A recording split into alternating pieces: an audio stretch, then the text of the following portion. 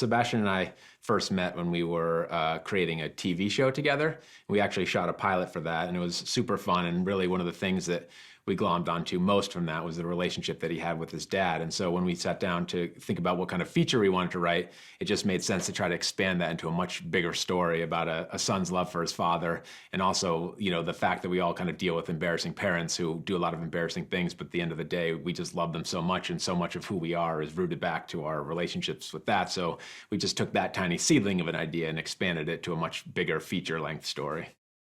I sometimes feel sorry for Sebastian when he's on the movie set because he's used to performing for these giant crowds and getting these huge laughs. And when he comes here, it's just like a few camera guys and sound people like snickering to these things. And he's like sometimes coming off as like, am I even funny?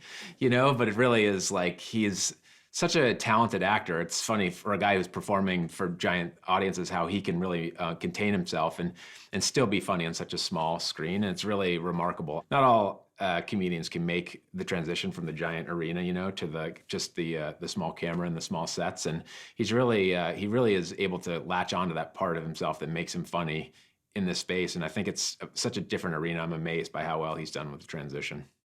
When you're a writer sitting in your room, you often like think, oh, who would be the ideal person to play these roles that you're writing into your movie? And like when we were doing this, we were like, I wonder if Robert De Niro would ever do it. And then when it actually becomes a reality, it's almost impossible to process. And to see this guy, I've been telling people that Robert De Niro does more with a look than I can do with the entire laptop and the entire program of Final Draft, which we write with. I mean, he's so talented that it's just like he's doing things with this character that we never even dreamed possible, and Robert De Niro has to be the absolute dream cast. We could not have asked for a more talented, more reputable person, and he's elevating every scene he's in. His notes along the way have been spot on, and it's just an absolute dream to have him in this movie.